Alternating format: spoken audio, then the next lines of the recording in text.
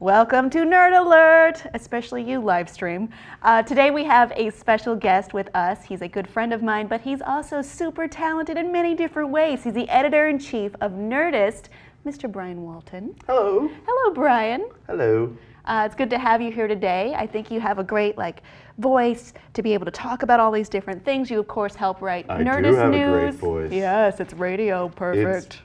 Welcome to Movie Phone. I mean your point of view. Yes, thank you. So, tell us about all you do at Nerdist. You told me, I asked, are you the editor-in-chief of Nerdist.com, Nerdist Industries? And you're just like, yeah. Yeah, I am the everything. editor-in-chief of Nerdist. So my daily job is to oversee Nerdist.com, the website, but I also help strategize direction for the company, who we partner with, who we work with, try to maintain our relationships with people that work with us, and also have a lot of fun creating the fun, creative content that we have. I've gotten to help work on a few of the shows that we've put out, and just...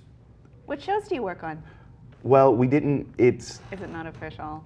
we showed it at WonderCon. We showed an episode of it, but we had a Game of Thrones show called Game of Jones, where Jonesy from the Sex Pistols did musical recaps of every season of Game of Thrones. We're holding on to it, and we hope to do something with it someday. It's been talked about publicly, so we can talk about the fact it exists, but we don't have permission to show it. Okay. But it's something I'm quite proud of, because I was huge into punk rock when I was younger, and now I'm in love Game of Thrones. So Jonesy doing that, I was just like, yes, let's do this. I thought you were going with Jones Cola, but this sounds much better than a soda show about Game of Thrones. I'm a nerd. I collect just the most useless facts. You're a soda nerd too. Yeah, I am a soda nerd. I used to collect old Mountain Dew bottles. What else do you think what else are you considered a nerd about? Mr. Editor-in-Chief of Nerdist.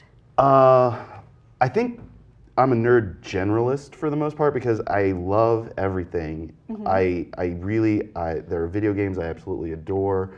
I am a huge comic book guy.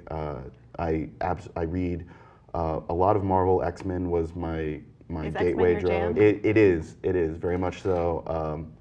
I'm currently reading Saga. Is amazing. There's so much going on, and I try to keep up with everything, and but I think at my heart I'm a cinephile more than anything else. It's movies for me. I was a projectionist in movie theaters for 10 years. How does a projectionist move on to become the central point at one of the biggest entertainment nerd companies? It's hard to explain, but I value work ethic. And I don't do that. Yeah, I just. But I also value learning above all things. No matter what situation you're in, you can learn something from that. And I wasn't just a projectionist at movie theaters. I mean, that's what I love doing. But I was a manager. I was learning CMS systems. In between sets, though, I was obsessively poring over nerd news website, movie news websites. And then I just ended up working at an advertising agency in the mailroom for a while, and learned a lot of great skills there. And then I found my way into a startup here in LA called Ranker. Was it Geek Chic? No. Ranker.com. Ranker. That's where I just learned how a website runs. I was ad ops, SEO, I was a coordinator that just, if it didn't fit somebody's job description, I did it. What is your favorite comic right now? Right now it is Saga. It is Saga. I absolutely love Saga. Hawkeye is brilliant. I really love what is going on there. I like that DC brought Terry McGinnis back to our president, and we get to see him interact with modern time heroes, but it's... Do you feel weird about it? It feels a little contrived. It feels a lot like Days of Future Past. It feels like DC is kind of mimicking Marvel a little bit right now. I think that what has happened, and one of my writers, Eric Diaz, wrote a great piece on this on Nerdist.com about DC will never be the Marvel Studios and they'll never be able to approach things the Marvel way, because DC does not operate their film division. That's Warner Brothers. Warner Brothers operates the films, they decide who makes them, they try to get input from DC, but they don't really try that hard. That's how we end up with movies like Green Lantern, where they took Jeff Johns' notes, but they didn't really do anything great with them, because a lot of people have ended up reading that original Green Lantern script. There was a script out there that was quite good, and then what ended up on screen is just the skeleton of that original script. And that happens a lot with comic book movies because the studio thinks that they need to water it down. Mm-hmm. They think they need to make something that's palatable for general audiences to make their money. And Marvel said, no, nothing is more important than the characters. This is about building something really strong and good. Whereas Warner Brothers seems to be of the approach of, if it's not Batman or Superman, it doesn't work. But they're not really giving a fair shake to what they're saying doesn't work.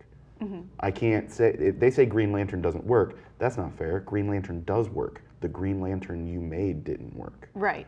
And I don't think fans of DC properties are ever going to get a fair shake in feature film. I think their hope really lies in the TV shows that are coming out, because Arrow and Flash really are showing. They really cleaned up at the upfronts. Yeah. Yeah. They those two shows I think are going to make a really great base for DC fans, something to latch into. I've been watching Arrow, and the season finale has been airing, and it's the way they handled Deathstroke was really well done. They tied him to Ollie in a way that wasn't done in the comics, but really made sense for the characters. And it's good TV. The people that ended Smallville tried to end it on a high note, and now they see, because Smallville experimented towards the end there, they've seen that that's what fans wanted. So DC TV is off to a great start. I think DC movies, while I love Man of Steel and Nolan's Batman films, I don't think we're ever going to get the robust universe that Marvel has created. So WB's not learning the lesson? I think that the problem is they are seeing the positive results on their bottom line. They make a Superman movie, huge results. We're going to make another Superman. They make a huge Batman trilogy. We're going to make more Batman. They see Green Lantern tank. They're not comic book fans, the people that make these decisions. Some of them are. But this is a huge corporation. They have overlords. They have, this is all numbers. They look at stat sheets. They don't look at the quality. The people that do look at the quality are people, and this is not anything to do with him being CEO of our parent company. Thomas Tull is the type of guy where that's who I want making my movies, because he's a fan. What he did with Batman Begins, that was a fan of Batman taking a director and really guiding a movie to what it could be. And that's what people responded to. I think what Warner Brothers thought was going to happen was, oh, people love comic books again, let's make Green Lantern. They just thought that would sell. And I don't think they understand that half of what made Batman popular was the quality, how great it was. And say what you will about Man of Steel, that was a well-made movie, and it was a complete movie, unlike previous attempts at bringing back Superman. I thought that was kind of a half movie. It's a very thoughtful response. That's why you're the big man at Nerdist. My brain makes connections in weird ways, and I've always thought that media and entertainment served a very valuable tool of exposing people to things that they had never that they had never really done before. And as nerd culture continues to grow, I'm at an age where I'm really enjoying seeing people no longer just living their lives through the media they consume and letting that be the experience, but I'm actually getting to see a lot of people go out and get out of their shells and really own their experiences, which is nice that nerd culture has become so accepting, and it's really merged with pop culture. It's really a nice time to be in a place where you've considered yourself a nerd and you can kind of just let that flag fly without worrying about things. It definitely is, actually. It's a renaissance. Yes, and I'm happy that we're all a part of it. Check out Brian on all this week's shows. We are going to include links below to the new revamped Nerdist.com, which he is in charge of, among many, many, many, many things. And thanks for being here, Brian. We're going to love to use your insight on all these stories. Yeah, this is going to be fun.